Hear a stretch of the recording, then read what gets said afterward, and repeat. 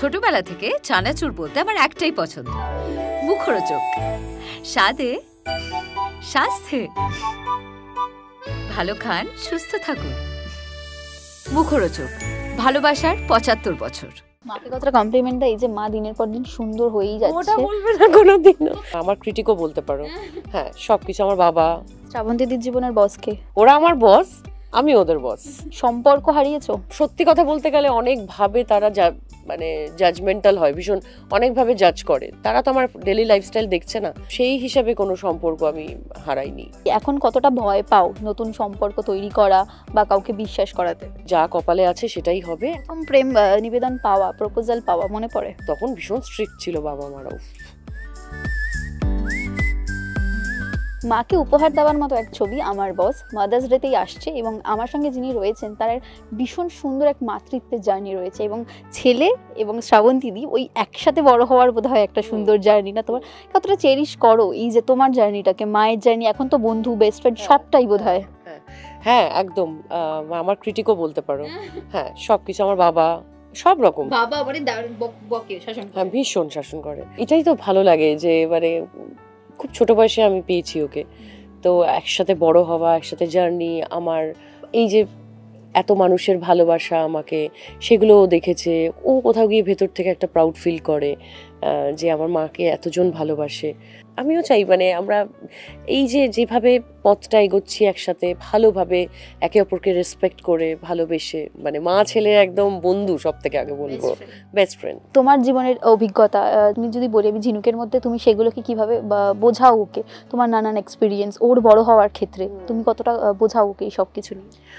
ও আমাকে, আমার বোঝানোর আগে ওই আমায় বুঝিয়ে দেয়।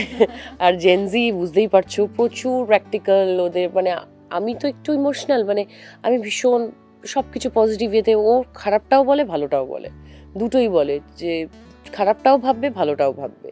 সব সময় সবাই ভালো হতে পারে না, বা সবাই খারাপও হতে পারে না। তো আমাকে ওই মানে প্র্যাকটিক্যালিটিটা খুব ভালো বোঝায় ও আমাকে, একদম। তোমার যখন এই যে খারাপ লাগার একটা মুহূর্ত থাকে, একটু আবেগপ্রবণ যখন হয়েছে, ইমোশনাল, মানে শ্রাবন্তী দিদি খুব ইমোশনাল আমরা জানি, ঝিনুক কতটা বোঝায় যে মা হিসেবে, মানে ছেলে হিসেবে মাকে বলছে না এটা নয় বা ঠিকটা, সেটা কি ও একদম শাসন করেই বোঝায়, মানে প্রপার যে হ্যাঁ ওই রকম ভাবেই, মানে একদম ওই যে সিম্প্যাথেটিক ইয়েতে ভালোবেসে ওরকম না, একদম মানে যে এটা ভুল, ভুলটা ভুলই, আর ঠিকটা ঠিকই, এইভাবেই বোঝায়। বাবারা যেমন সন্তানকে বোঝায় সেরকমই। মাকে কতটা কমপ্লিমেন্ট দেয় যে মা দিনের পর দিন সুন্দর হয়েই যাচ্ছে? ওটা বলবে না কোনোদিন। ওর একদিন যদি বলা মানে যে আজকে তোমাকে ভালো লাগছে, মানে এটা আমি মনে করি যে আমি অস্কার পেয়ে গেছি মুড অনুযায়ী। বাট হ্যাঁ, অ্যাপ্রিশিয়েট করে অবশ্যই, শপিংও করে নিয়ে আসে আমার জন্য। হ্যাঁ, তোমার পছন্দের গিফটগুলো ও জানে, বাইরে কোথাও গেলে, কোথাও ঘুরতে টুরতে গেলে বা কিছু গেলে আমার জন্য নিয়ে আসে। এটা খুব ভালো, বলো দুজনের একসাথে বড় হওয়া, এটা বড় হওয়া একদম। I am so lucky, blessed.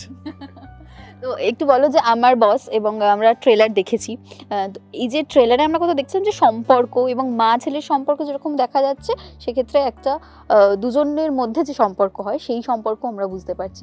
সম্পর্কের ক্ষেত্রে শ্রাবন্তী দিদি মানে নানা রকম ভাবে জীবনকে তুমি দেখেছো, কাজ, অভিজ্ঞতা, সম্পর্কের ক্ষেত্রে এখন কতটা সিকিউর হয়ে গেছো, মানে ডিসিশন কিভাবে নাও তুমি সম্পর্কের ক্ষেত্রে? দেখো, আমার সম্পর্ক, আমার পরিবার, আমার ফ্যামিলি, আমার ছেলে, আর আমার খুব স্কুলের কয়েকটা বন্ধু, তাদের সাথেই আমি সীমাবদ্ধ। আর আদারওয়াইজ যারা আমার ইন্ডাস্ট্রির বন্ধু আছে ধরো, তাদের সাথে আমার সেইভাবেই দেখা হচ্ছে, যখন খুব মজা করছি, আড্ডা মারছি, গল্প করছি, ঠাট্টা করছি, যাই হোক। তো আমি সেইভাবেই, আর আলাদা করে এখন কোনো সম্পর্কে আমি মানে নিজের মতো করেই আছি, আমার পরিবারের সাথেই আছি। একটু বলো যে রাকি গুজারের সঙ্গে কাজ করা এবং সেই মুহূর্তটা তোমার কাছে প্রথম দিনটা কিরকম ছিল? ভীষণ নার্ভাস ছিলাম যে ওরকম একজন লেজেন্ড অ্যাক্টর, তার সাথে কাজ করছি, একই স্ক্রিনে, মানে একসাথে স্ক্রিন শেয়ার করছি, তো বেশ টেনশনে ছিলাম। কিন্তু যখন আমি শটটা দিলাম বা ওনার সাথে দেখা হলো, আলাপ হলো, তখন মনে হচ্ছিল যে না, আমাদের নিজেদেরই কেউ, মানে এতটাই মানে সুইট বিহেভিয়ার, এতটাই আন্তরিকতা। তো তারপর আর খুব একটা প্রবলেম হয়নি, বাট একটু নার্ভাস তো ছিলাম। কো অ্যাক্টর শিবুদা আর পরিচালক শিবুদা দুজন কিভাবে আলাদা করবে? আলাদা করবো মানে আমি মনে করবো শুধু কো অ্যাক্টর আর ডিরেক্টর আর প্রডিউসার অলসো, অনেকগুলো ক্যারেক্টার শিবুদা প্লে করে রিয়েল লাইফে। তো আমি মনে করবো যে দুটোতেই, মানে তিনটেতেই হি ইজ দ্য বেস্ট। আর মানে একজন ডিরেক্টর যখন মানে সুবিধা হয় অভিনেতা বা হিরো হলে, সে তো মানে অপোজিটের যে মানে আমি যে কো অ্যাক্টরকে সেই জায়গাটা, সেই কমফর্ট জোনটাও দেবে, আর সে বুঝবেও। মানে ভাবো যে হিরোই বোঝাচ্ছে নায়িকাকে যে কিভাবে সিনটা করবে, মানে একজন ডিরেক্টর হয়ে। আই এম ভেরি লাকি যে আমি আমার প্রথম উইন্ডোজের কাজে আমি শিবুদাকে ডিরেক্টর হিসাবেও পেয়েছি, প্রডিউসার হিসাবেও পেয়েছি এবং নায়ক হিসাবেও পেয়েছি। আমি শুনছিলাম যে নন্দিতাদি একটু বেশ বকাবকি করে, একবার বকা খেয়ে? একবারও আমি বকা খাইনি, আদরই করেছে আমাকে। হ্যাঁ, নন্দিতাদির কাছে প্রচুর আদর পেয়েছি, ভালোবাসা পেয়েছি, আর অনেক কিছু শিখেছি। ওনার এই যে উনি যে এনার্জি দিয়ে কাজ করেন আর সবাইকে নিয়ে চলতে পারেন, সেটা শেখার মতো। শ্রাবন্তীদির জীবনের বস কে? মা বাবা, পরিবার, ছেলে। আর তুমি কারোর বস সেক্ষেত্রে বলতে গেলে? পুরো পরিবারের বস। ওরা আমার বস, আমি ওদের বস, ইকুয়ালিটিতে। এই যে ট্রেলারে আমরা যেটা দেখছিলাম যে 10টা 5টার যে ডিউটি, কর্পোরেট ওয়ার্ল্ড, তারপরে বাড়ি এসে যে ক্লান্তিটা থাকে, অনেক সময় সম্পর্কও ঠিকমতো ব্যালেন্স করা যায় না, সবার সাথে যোগাযোগ করা যায় না। এই যে কাজের ওয়ার্কহলিক হওয়ার কারণে প্রচণ্ড কাজ করতে ভালোবাসো তুমি, অনেক ছোট থেকে কাজ করছো, সম্পর্ক হারিয়েছো? না না না, খুব বেশি দূর সম্পর্কের যারা রিলেটিভস আছে তাদের সাথে আমি খুব একটা, কারণ সত্যি কথা বলতে গেলে অনেকভাবে তারা মানে জাজমেন্টাল হয়, ভীষণ অনেকভাবে জাজ করে। তারা তো আমার ডেলি লাইফস্টাইল দেখছে না। আমি আমার যারা সম্পর্কের খুব কাছের, তারা আমাকে জানে যে তারা আমি কাজ করছি আর কেন করছি, কি কারণে, তাদের সাথে আর ওই জন্য কোনো প্রবলেম হয় না। তারা ভীষণ আন্ডারস্ট্যান্ডিং, তো সেই হিসাবে কোনো সম্পর্ক আমি হারাইনি।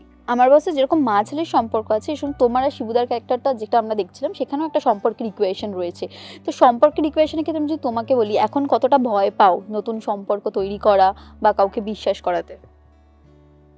ভাবছি না, এখন শুধু আমার বস নিয়েই ভাবছি, সামনে রিলিজ, আর মানে যেটা ইটস অল অ্যাবাউট ডেস্টিনি।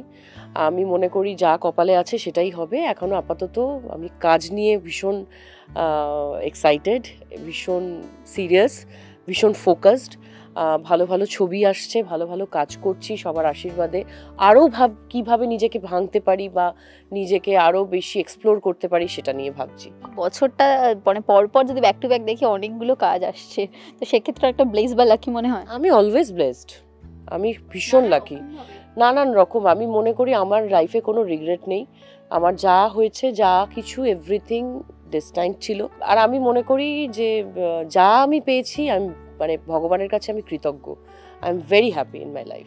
তুমি বরাবরই বলেছো তুমি ভীষণ ইমোশনাল, তো সব ক্ষেত্রে এখন কতটা নিজেকে পরিবর্তন করেছো? ইমোশনাল বেশি হয়ে যাও নাকি আবেগকে ধরে রাখতে পারো? আমি একই রকম আছি, পরিবর্তন কিছু নেই, যেমন ছিলাম সেরকমই আছি। হ্যাঁ, এটা যে আরো বেশি সিরিয়াস হচ্ছি কাজের প্রতি। তো একটু বলো যে মালা চন্দন যে গানটা নিয়ে এবং ওই জয় গোস্বামীর আইকনিক সিন ওটা হয়ে গেছে, এখন কিরকম অভিজ্ঞতা তোমার? এবং শিবুদা ভীষণ শাই এই রোমান্টিক জায়গাগুলোতে, কতটা তুমি হেল্প করেছো? আমি মনে করি এই গানটা দেখার পর এখন প্রেমিক প্রেমিকারা ট্রাই করবে এরকম প্রেম করার, আর কি পিঠে কবিতা লিখে, যে জয় গোস্বামীর কবিতা বা যাকে পছন্দ করে কবি হিসেবে, এটা একটা নতুন ট্রেন্ড হবে প্রেম করার। তো আমি খুব এনজয় করেছি, কারণ এই গানটা আমার এত পছন্দের। আমি যেখানে যাচ্ছি, সত্যি কথা বলতে গেলে আমি ট্রাভেল করছি যখন গাড়িতে আছি, আমার লুপে চলছে, রিপিট শুনছি। আমি নিজে মানে নিজেরই গান, এরকম না যে নিজের গান বলে, আমার শ্রোতা হিসাবেও গানটা শুনতে খুব ভালো লাগছে। যেমন তোমার ভিজুয়ালিও মানে একটা পুরো স্টোরি দেখতে পাচ্ছি গানটার মধ্যে, শুরু থেকে মানে ভালোবাসা, প্রেম, ঝগড়া, অশান্তি সব রকম দেখা যাচ্ছে। আর তার সাথেই অনুপম দার ভয়েস, অনুপম দার লেখা, গানের লেখা, মানে লিরিক্সগুলো এত ভালো লেগেছে। তো আমি মানে ইভেন আমি আমার অনেক বন্ধুদেরকেও দেখছি রিলস বানাচ্ছে, সোশ্যাল মিডিয়াতে দিচ্ছে, খুব ভালো লাগছে, ভীষণ পজিটিভ। শুটিংয়ের সময় কি কোথাও একটু নার্ভাস ছিলে এই পার্টিকুলার সিনটায় শুটিংয়ে? মনে হয়েছে কি ফিল করেছো? একদম ছিলাম না নার্ভাস, একটু হচ্ছিলাম প্রথম দিন, মানে আমি ওরকম কোনোদিনও করিনি, কোনোদিনও ওরকম শট বা ওরকম ইন্টিমেট সিন কোনোদিনও করিনি। বাট খুব সুন্দরভাবে টেকনিক্যালি শট নেওয়া হয়েছে। আর দিদি নন্দিতাদি ভীষণ ভালো করে সাহায্য করেছে, শিবুদা আমাকে, দুজনকেই, আমাদের দুজনের কাছেই ভীষণ নতুন ছিল ব্যাপারটা। কবিতা লিখে কাউকে প্রেম নিবেদন করেছো কখনো? আমি করিনি, আমাকে করা হয়েছে, আমাকে চিঠিতে কবিতা লেখা হয়েছে, কিন্তু তাদেরকে আমি চিনি না, দেখিনি। একটু বলো যে এখন মনে নেই, খুব ছোটবেলায় তো আমাদের অনেকগুলো বোন, সবাইকেই পাঠাতো, এক একজনের এক এক রকম কবিতা হতো, কি বোকা বোকা কবিতাও হতো। তো সেগুলো দেখে মানে হাসি হতো আর কি, যেহেতু জয়েন্ট ফ্যামিলি বিলং করতাম, তো মজা করতাম আর কি। প্রথম প্রেম নিবেদন পাওয়া, প্রপোজাল পাওয়া মনে পড়ে? ক্লাস 6-এ চকলেট দিয়ে, খুব মিষ্টি ছিল ব্যাপারটা। তুমি উত্তরে কি বলেছিলে? হ্যাঁ, আমারও পছন্দ ছিল তাকে, মানে হ্যাঁ মানে ওই পাড়ার হয় না, হ্যাঁ মানে ওই দাদা ওরকম, মানে দাদা মানে ওই যে পাড়ার দা হয় না ওরকম, একটা ক্রাশ টাইপের বন্ধু, কিন্তু একটা ভালো লাগা। ওই তারপর বাড়িতে ধরা পড়ে যাওয়া বা বকা খাওয়া এগুলো হয়েছে? প্রচুর প্রচুর প্রচুর। একটা বলো যদি একটু বলো, খুব মারে গেছিল। ও বাবা রেগে গেছিল, বাবা খেয়েছিলাম বকা টকা, বাইরে বেরোনো বন্ধ হয়ে গেছিল। বাইরে তো বেরোতাম না, মানে সব বোনেরা মিলেই বেরোতাম, তখনই ওই রাস্তায় দেখা হতো কেমন আছো এই সেটাই দেখা। আর তখন ভীষণ স্ট্রিক্ট ছিল বাবা মারাও। তো এই বোনদের মধ্যে কে বেশি যদি বলি যে প্রপোজালগুলো আসতো, নিশ্চয়ই শ্রাবন্তীদির কাছে? না না, আমাদের সব বোনেদেরই, আমার দিদির কাছে বেশি, দিদির কাছে বেশি আসতো। আর আমি সবাইকে গিয়ে মারতাম ধরে ছেলেগুলোকে। হেল্প করতে না? না একদম না, আমি বরাবর দিদির ব্যাপারে ভীষণ পজিটিভ। স্ট্রিক্ট বন্ড বুঝে গেছি আমি। তো কি বলবে যে মাদার্স ডে একটা দারুণ উপহার, আমি নিশ্চয়ই ঝিনুককে নিয়ে দেখতে যাবে তুমি এই ছবিটা? ঝিনুকের গ্রুপের সাথে যাবে, আমি আমার অবশ্যই প্রিমিয়ারে তোমরা সবাই এসো, অবশ্যই দেখো। আর মানে আমি চাই প্রত্যেকটা মা তার ছেলে বা পরিবারের সবাই এই ছবিটা দেখুক। উইন্ডোজের ছবির মধ্যে একটা আলাদা ব্যাপার থাকে, একটা মন ছুঁয়ে যাওয়া ব্যাপার থাকে, এই ছবিটাতেও আছে। তো অবশ্যই হলে গিয়ে 9th মে মাদার্স ডে আর গরমের ছুটিতে আমার বস দেখতেই হবে।